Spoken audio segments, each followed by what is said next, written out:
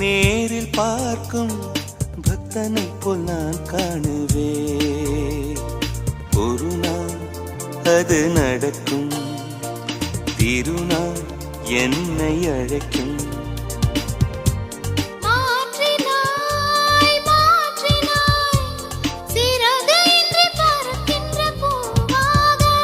மாறினேன் மாறினேன் உன்னை மட்டும் சுமக்கின்ற காற்று